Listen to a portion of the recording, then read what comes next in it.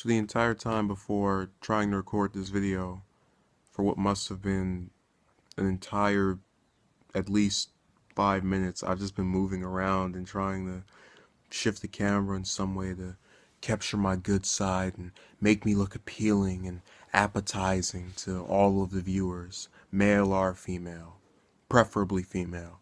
Uh, and I just wanted to look appropriate for the topic I'm trying to get at right now, which is the culture we have that I think really makes celebrities out to be these godly figures.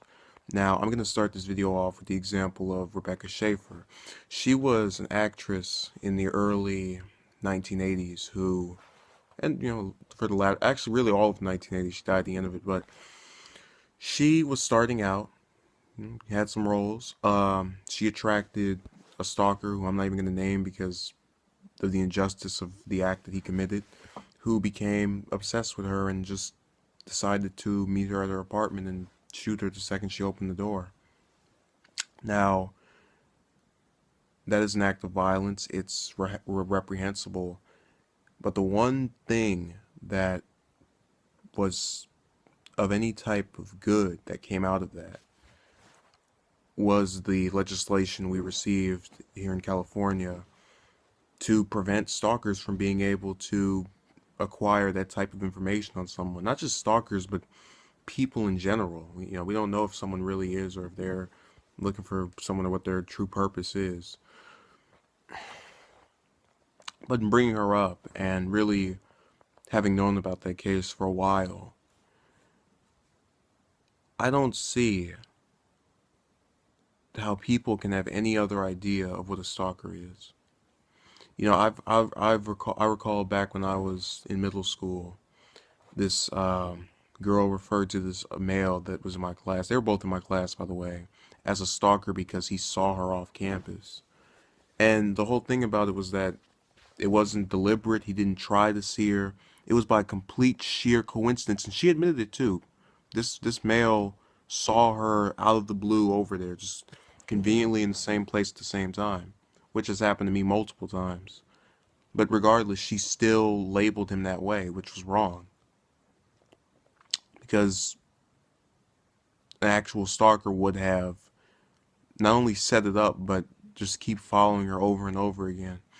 And really, what bothers me even more is when you have that type of brandishing or just referring to someone that way, and you'll get other people to go along with you, which is what she was trying to do. She failed at it, but I've seen it before where you'll have multiple people saying, this person's a stalker, they're following them, stalking them, they're following them, stalking them. And it's just the whole idea of, can you get any more mature? Can you get any more ignorant of what the actual definition of that word is?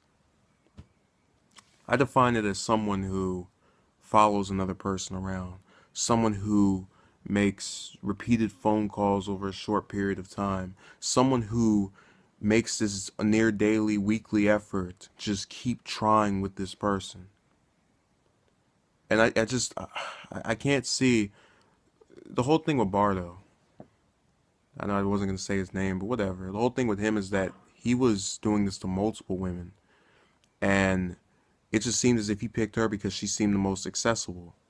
So, in a way, I can understand why people would have the definition or just see it in such black and white. Because the guy was definitely a stalker. There's no ifs and ands about it.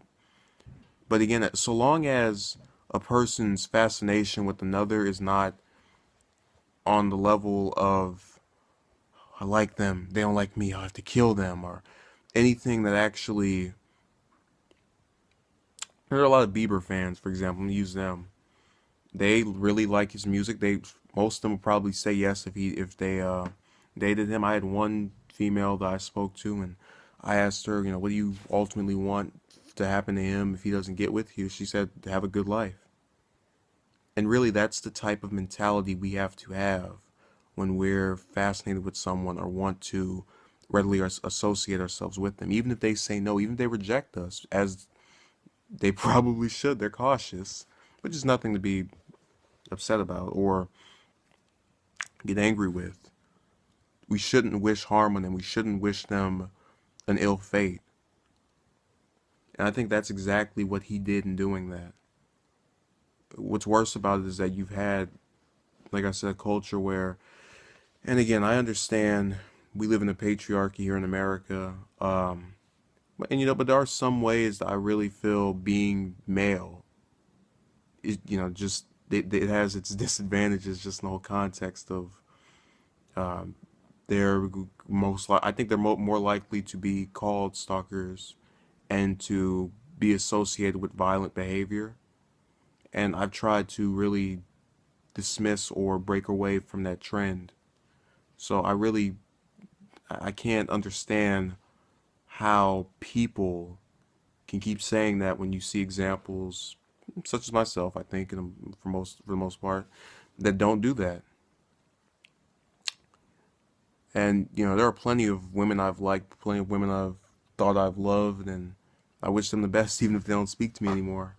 Because again, it's just you can't be so negative about someone that is not even relevant to you anymore, and who, when they were, brought you some type of joy, no matter how small that may have been.